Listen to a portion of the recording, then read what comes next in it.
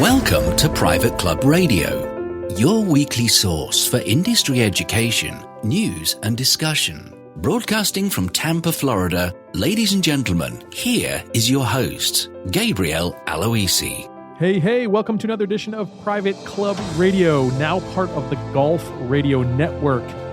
Yes, we just launched that this month. The new website is up, golfradionetwork.com. Go check it out, and please share it with your friends. Going to be bringing you some exciting shows this summer. So that is some super exciting news. Hope your week is off to a good start here. And we are in full swing in summertime, so most of our clubs up north are right in the midst of their season. I hope it's going well for you. And I'm sure you're starting to get your ducks in a row for 4th of July coming up here. That's one of my favorite holidays, actually. Probably Christmas. Used to say that was number one. I might say nowadays that 4th of July is number one. It's just so fun. Get out there, have a barbecue. My club puts on a beautiful $20,000 fireworks display. They shut down the first fairway, and they have all sorts of games and kind of carnival-like atmosphere for the kids. It's really a special holiday for us here in Tampa, and I'm sure it is around the country. Super funny story about, I think it was 2 4th of Julys ago. We're out there, and the fireworks are due to go off around 9 o'clock, and right at about 8:55, they start singing the national anthem, and everyone gathers. They do it over the driving range, and there's all sorts of beach chairs set up, and people are really excited for these fireworks that are about to go off. So there's a DJ booth, and there's everyone gathered around. And right at 9 o'clock, right before the first firework lifts off, what happens? Yeah, the sprinkler system goes off. Could you imagine? Hundreds of members got soaked. I was luckily probably about 50 yards away from where it happened, so I just kind of took it all in, but it was really almost, I would say, a disaster. And just looking back, a very funny moment, but at the time, not cool. So I'm sure there has probably been a committee formed to make sure that all the ducks are in a row when the 9 o'clock strikes, and make sure that the sprinkler systems are turned off and not hosing down the members. All right, so today's show is going to be a little bit different, actually. I'm going to bring on a friend of mine, Naim Hamdar. He's the Executive Vice President of CardConnect. He's here in the Florida office, and I do some consulting for this business. So I'm going to tell you right up front, I have a vested interest in what we are about to talk about on today's episode. But the reason I'm doing this is because I really feel that Naim and the CardConnect platform is so needed in the private club industry. And here's why. There's really 3 major benefits to this platform. And we always hear why clubs don't want to take credit cards, right? Because of the fees. Well, Naim's platform, the CardConnect platform, can save on those fees, make it really, really affordable to take credit cards. Not only that, but it's going to make your system incredibly secure. You've heard about the Target breach that happened a while back. This solves that. So it completely covers your club and membership from any sort of data breach when it comes to credit cards. And then the other thing it does, which is really cool, is that it's a fully integrated system. There's nothing else like it on the market. So it streamlines your payment processes, and the same payments that are being taken at the pool can be taken by the accounting department, can be used at your POS system. So it's an awesome system. It's one I truly believe in, and I wouldn't bring him on this show and talk to you about this if it weren't something I thought was incredibly valuable and something that the club industry seems to be missing out on. Now, there's going to be an opportunity at the end of Naim's interview. We're going to give you a link where you can actually go and see if this system is right for you. And I encourage you to do that because, again, I think you will really be blown away by what Naim and CardConnect have to offer. So without further ado, I'm going to bring Naim onto the show. My guest today is Naim Hamdar. He's the Executive Vice President of CardConnect Florida. He has a pretty incredible solution that I think managers out there and boards of directors will be interested in hearing. Naim, welcome to Private Club Radio. Hey, Gabe. Thank you for having me. Yeah, it's awesome to have you, man. So first question for you is, I'd love to hear just a little history of CardConnect and how you've been helping businesses for so many years out there. CardConnect has been around since 2006. CardConnect was created with the vision of technology right from the start. One of the things that I think makes CardConnect a little bit different and special is that they have always anticipated, okay, what's coming around the corner, and let's develop our product to cater to that need. Most companies out there, most merchant service companies, it's all about, okay, let me just sell this and go on and sell the next. Right. Our focus here at the office has always been customer service, and that really aligns with CardConnect as a whole, their vision. Yeah, so I'd love to talk about some more ways that, credit card processors can help clubs out there. So there's pretty much three ways, if I can understand it. One is that your process is a little bit more secure. Secondly, that you're really a fully integrated system, whereas people can make mobile payments, process checks even, process credit cards, use a terminal, use a POS system. And then also you've got something called interchange optimization. So I want to hit all three of these and tell people why the CardConnect solution is so great and why they should at least consider having you guys on.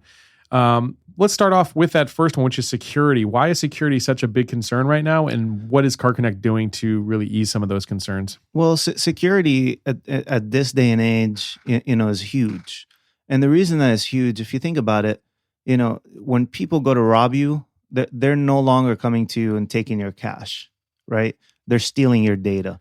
That's the new bank robberies, right? And the easiest way to do that is to tap into card processors.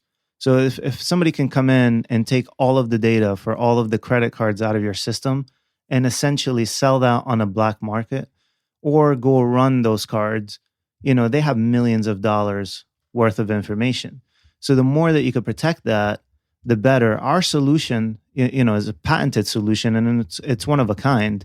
Many of these large breaches, like the Targets and many other out in the marketplace, those would not have occurred with our system.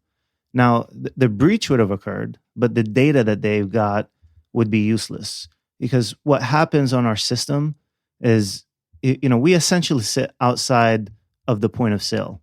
So as the transaction comes in to your point of sale or whatever device you're processing off of, it's got to go through our terminal. And our terminal encrypts that data and actually tokenizes it, gives it a large token, and that token stays in your system all the way until it gets into our data bank, right? And actually, even when it gets into our data bank, we can encrypt it ourselves, but we don't, because we can use that token to process. So essentially, if there's malware or anything sitting inside of your system and they take that data, they can't really do anything with it. So if I'm understanding it right, basically when you're storing credit card information, let's say it's a member's credit card information to bill them each month for their dues, rather than storing the actual card, you're storing something called a token, or basically it's the equivalent of a card without the actual card numbers attached to it. That's exactly right. And that token is only recognized in our system. Yeah. So if you take that token outside of the system and try to process, it doesn't work. So essentially it would avoid that Target scenario we saw a few years Correct. back. Yeah, that's pretty awesome. That's pretty awesome. Now, of course, the next concern that people have is, running credit cards is going to start costing me money, right? There's all these fees associated with it. There's interchange fees, there's this fee, there's statement fees, there's all these fees. How do you guys solve that for folks? So we solve it. I mean, yes, it is a convenience fee, right? To get your money faster is the name of the game. It depends on what type of business you're in. In a retail environment, people demand it, right? I know myself, I never go to a retail operation with cash. Yeah, or I want a check. the points. Yeah, I mean, you want the points, but additionally, it's a convenience. Like, I don't want to be limited to the amount of cash that I have in my pocket, right? Nor do I want to be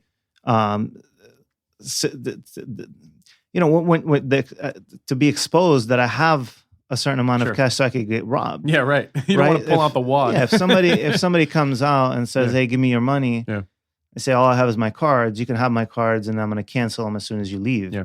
Right. So it's a convenience thing, and it's definitely based on demand. Customers demand. I know I do. I know most millennials nowadays do. None of them carry cash. Right. So I think it's important in that environment. What we do in a B2B environment, to get your money faster is sometimes worth a little bit of extra fees in order to get it faster. Sure. However, we go above and beyond by optimizing interchange.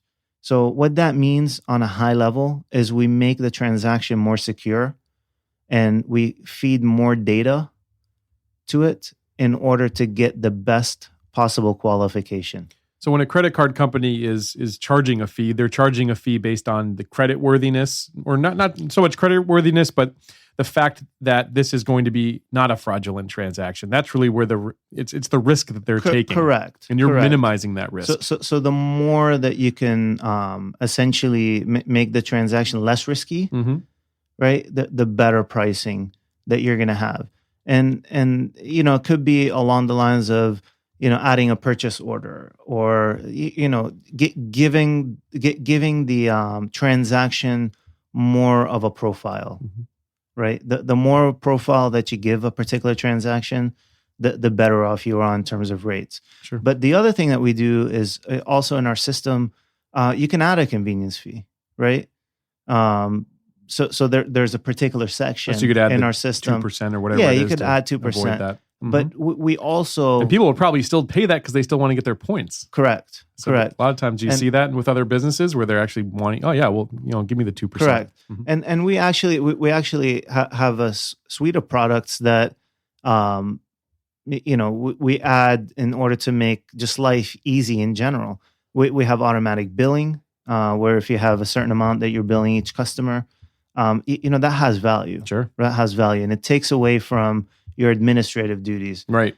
So yes, you may be spending a little bit on transaction, but you're saving a lot more money in other places. So much in time, and that's super valuable as well. And also ACH. Right. Right. So we accept checks. So you could run a check in our system just like you would a credit card. Right. So and that you actually give the people the choice. They can either use a check or their credit card.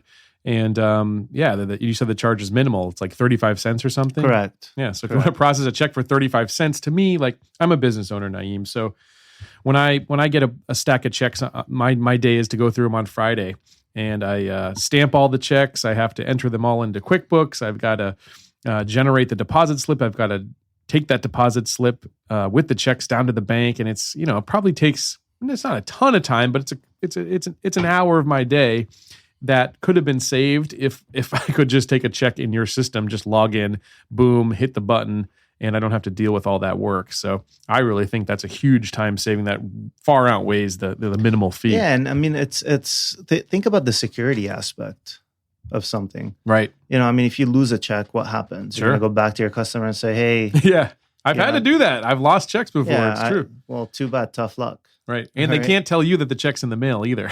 Yeah. I mean, there's a level of convenience and a level of security. Right. Right. I think anybody who's looked at credit cards at the beginning has always said, well, I don't know about the fees. Right. But as soon as they get into the business and they see that, wow, this is extremely convenient, right? It's saving a lot of time. You find ways to cut cost, or you increase a minimal amount to make up for it. I mean, we're talking about 1.5-2% of the transaction. Right. And that's because of the security. So, I mean, there's lots of credit card processors that out there, or things like PayPal, and people are really getting charged huge, considerably much larger fees than you guys are charging. So on average, what's the cost savings that you guys are able to do with these new security features and things that you can add? It depends on what environment. In a retail environment, it's probably anywhere from 20 to 30%. Wow. That's considerable. Yeah, I mean, it is considerable. But where it makes total sense is in a B2B environment. Sure. We sometimes save as high as 1%. Wow. So 1% on transactions. Well, that's huge. Yeah. So, I mean, if somebody's paying 3%, now they're paying 2%. Right. So essentially that's a pretty significant amount. Totally. And and that makes it that much more appealing, I would think, to businesses, and in our case here, clubs out there that are looking to start adding that as a as a service. So let me ask. So clubs right now, are most of them using credit cards to process? There's a lot of clubs that don't. There's a lot of clubs that don't. Yeah. How are millennials getting in there and running, like buying stuff? Like how does that happen? Yeah, Because I mean, all of our studies on millennials show that they're not, like, they just don't carry cash. They don't even know what cash is, some of them. Yeah. Well, they have a member account, so everything goes onto the account. Then at the end of the month, generate a statement, and then you got to write a check back to the club. So it's not convenient, that's for sure. Yeah. So it is time consuming. Mm-hmm. So does that deter some of the millennials? I would have to think it would, for sure. It would deter me, absolutely, because it's just, my life's running a mile a minute. So yeah. Yep. Totally. I'm just curious because it's, you've seen every business adapt to this type of model, but it's just crazy. Clubs have not. Yeah, I tend to agree with you, Naim. That's why I wanted to have you on the show today. Now, being able to take checks and cards and do payments that are reoccurring, that's just awesome that you can do that all in one. There's some other things that you guys have wrapped up, a bunch of other features that you can do all in one, like mobile payments. You have really what you call the first fully integrated solution. Can you tell folks about that? Yeah. So again, I mean, we've the way that CardConnect was designed is with the customer in mind and sort of anticipate, okay, what's coming, right? So our system, our gateway includes, processing through your typical credit card terminal or point of sale. We have a virtual terminal that somebody can use. But let's say the electric is out, at a club, and you need to run transactions. What do you do? Mm-hmm. In this old scenario, you would pull out one of those, the knuckle buster, the knuckle buster, exactly, with the paper and swipe the card and then rerun it later, right? So with our system, all you do is just pull out your phone. Mm-hmm. If you have service on your phone, you can process, right? And it all communicates together. It communicates with the virtual terminal. It communicates with the standalone terminal. Right. Everything communicates, and it's real-time data, right? So let's say you have a number of clubs. You have 100 clubs throughout the country, and you want to see, okay, at this hour, what is this club doing? Like, let's say it's 2:00 in the afternoon, and you're doing some analytics in the home office. Right. You can literally go to each club and see, okay, what are the sales as of right this minute? Wow. And it'll show you like all the captured transactions. Mm-hmm. So it's really cool when it comes to analyzing your business. Yeah. You can see when the periods are that you maybe need to put more staff or whatever. Or run specials. Yep. To get people in. Mm-hmm. Yeah. Love that for sure. So what do you think makes your company so better able to anticipate some of those needs? What's in your culture that does that? I mean, I think the culture, it's a young culture. Mm-hmm. Everybody at CardConnect, like Patrick Shanahan, for example, the chief operating officer, 33 years old. Mm-hmm. I mean, very young guy, very intelligent. Forward thinking, it sounds like. Forward thinking.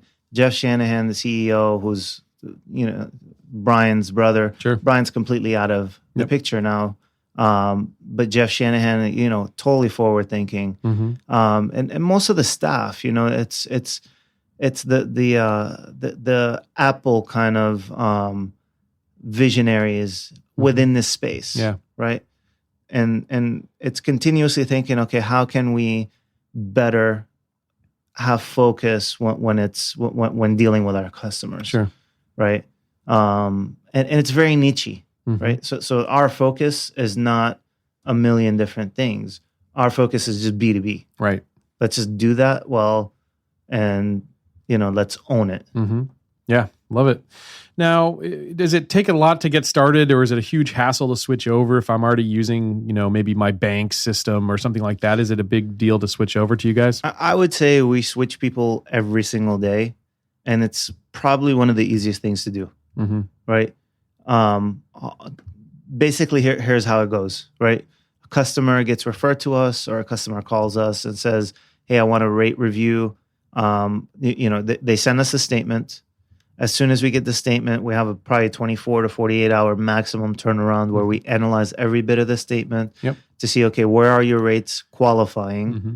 and how can we get them to better qualify? Yep. And in addition to that, where can we shave off some of the fat? Yeah. Right. In order to get you that pricing. But like I said, pricing is not the end all be all. Sure. It's also convenience too. Right. It's about, okay, what are the things that you're looking for as a business? Yeah. Right. So we then have a consultation with you, which takes typically about an hour. Understand all the fundamentals of your business and do the application. The application is a virtual application. You give me all of your stuff. We plug it into our app, send it out for you to e-sign it. You e-sign it, 24, 48 hours later, you have an account. So technically in a week or so, you could make this happen. Less than a week. Yeah. I mean, if somebody came to us today at, 10 o'clock in the morning and said, hey, this is urgent, I need an account, I'll have it to you by the end of the day. Wow. That's pretty incredible. And we work pretty quick. Yeah. Wow. Is there just one good example out there or something that comes to mind of where you made a huge impact on a company, or they were just, shredding money out there with their stuff? So we had a bakery who's in a B2B environment, right? This bakery sells, I'm not going to get into who it is, but this bakery sells goods to health food stores all over the country. When we came in to them, they were processing with a bank. I'm not going to mention one of the bank. big boys, or one was of it the like huge a local boys. bank? Yeah, Okay. Yep. yeah, one of the big banks. We went in there, analyzed their rate, and they were actually at a pretty good rate. They were interchange in 0.1%. Wow. Interchange is actually cost, and 0.1% is where they were marking up. Now, they were doing $600,000 a month, right? So I mean, it's a decent. Yeah, it's not huge volume, but it's a decent size volume. Okay, right? We were able to go in there, give them the same exact rate that they're currently getting, and save them $6,500. Wow. How'd you save them the $6,500 if they're getting the same rate? So we saved the $6,500 by adding data to the transaction in order to get the cost lower. Wow. Now, what people don't understand about costs in this industry is it's constant. Like it doesn't change from company to company. Yeah. Interchange is interchange. It's basically regulated, right? It does not change. So when we're able to go in and optimize their rates, it means that we're taking what used to qualify at a particular interchange level and getting it to qualify at a better level. Right. Right. So when you do that, you're essentially reducing cost. Yeah. Wow. Yeah, that's pretty impactful. And the funny thing is, the way these people were running transactions, they had their transactions, their customers in a notebook. Oh my goodness. Right? They had their customers in a notebook. They had the name, the business name, the name on the card number, and expiration date, and they had this written down. Wow. Oh my gosh. Right? So I mean, imagine the security breach. Yeah, right. Imagine if that employee just decided, you know what? It's scary. Forget this place. I'm going to go sell all of this information. Right. Yeah. A manager pissed them off or something happened. They take that information, sell it on the black market. Now, you know what? You know who's liable? They are. Yeah, they're liable. It's scary. So we were able to take all that data, enter it in our system. So now they have a system that they go to. They do a search for the customer. They pull up the customer. If there's multiple cards on file for the customer, you choose the card that you want. Yep. It's actually tokenized. So the only thing that you identify is the last four. Last four digits. You choose that card. You choose where to ship. You choose. I mean, it's all automated. It's. And you saved them basically $80,000 a year. What could a company do with $80,000? We saved them a lot more than that. Really? We saved them a lot more than that because the amount of time that it took them to process. Oh, these, sure, yeah. Yeah, they had 3 people processing transactions 3 times a week for 3 hours. Wow. At a time. So let's say those were not $15 an hour employees. I'm going to try to do the math. Those 15 times 3. That's basically 45 hours of $45 per employee. And you're saying that's like a daily thing that they were doing? No, 3 days a week. 3 days a week? 3 days a week. Yeah, so that's another $135 a week you're saving them right there too. Yeah, and I think it worked out to be a lot more than that. I think their employees were getting paid pretty well. Oh, sure, yeah. Because it was management level. That was a conservative estimate. Yeah. Because of the data. Yeah. Oh my goodness. right? Because of the data. So probably close to $100,000. It sounds like something like that. Yeah. I mean, it was close to there, and it took them actually, to process transaction. We brought it down to, I think at one point it was like 15 minutes a day. Yeah. For 3 days a week. That's considerable. It's considerably low because and one person instead of three. You're not having to enter, look in a notebook, right? Look for the information. Yeah. There's like no special way that they had it in there. You look for the information, enter the card number. If you entered it wrong, it's not going to go through. You got to re-enter it. Right. And that takes time too. I just came across that situation at a club. They're putting it in Excel format. Then they're running it on a terminal on their desk, and then they're deleting it out of the Excel. But then if at any point the data wasn't entered right, you got a problem, and it was a mess. So it sounds like it could solve a lot of messes for clubs out there. Now, your company also just went public. So let's talk about that. Yeah. So the company went public last year. It's, I guess where the company is going, we kind of, they needed the public offering in order to support the technological advancements that they're doing. Right. I mean, the company was valued at close to $500 million, and it's incrementally increasing year by year. Yeah. I think it's, for us here, we don't notice it because we still operate just as usual because we're a regional office. But at the corporate level, I mean, it has definitely changed. Yeah. Well, just to let folks know that it's not just a few guys sitting in their basement coming up with this stuff. This is a serious corporation out there. It's 250 employees. Yeah. Wow. So you got the support behind it. How's your customer service? What's that like? Oh, it's excellent. So the way that customer service works for our office, at least, is that there's 3 levels of customer service. When I talk to clients, I tell them me and my staff here are your first level of support. So they're going to get you on the phone if they call. They're going to get us on the phone, right? We're your first level of support. If we don't pick up, or if we're busy, or if there's anything, then it rolls over into the corporate office. If the corporate office is busy, then it rolls over to First Data or TSYS, whichever platform we're running on. So you have support 24 hours a day, 7 days a week. Right. Well, that's huge because that's the worst thing. Like I was literally on a phone call for 3 hours with Microsoft yesterday, and that was hellacious. So it's right at the top of my mind that having good customer service, that's in itself invaluable. And I can attest, because you guys are my credit card processor, that is the case. Now, Naim was kind enough to build out a little portal for us so that if you as a club would like to see if Naim's solution is right for you, you can easily just enter your information there. It'll get right to Naim.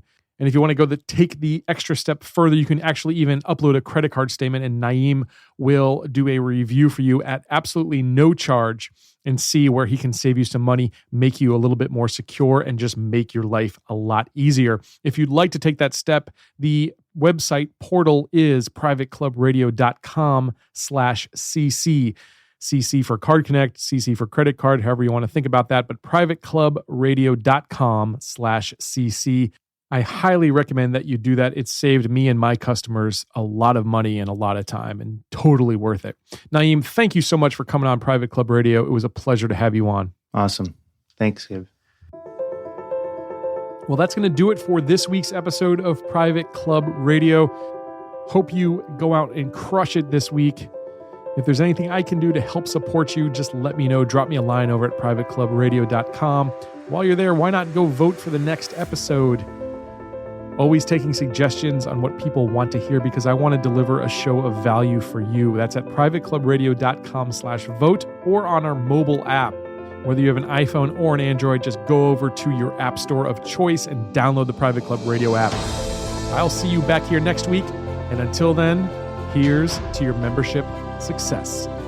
Private Club Radio is brought to you by the Private Club Agency, the premier marketing and consulting firm dedicated to helping clubs increase and retain their membership. Visit privateclubagency.com to learn more.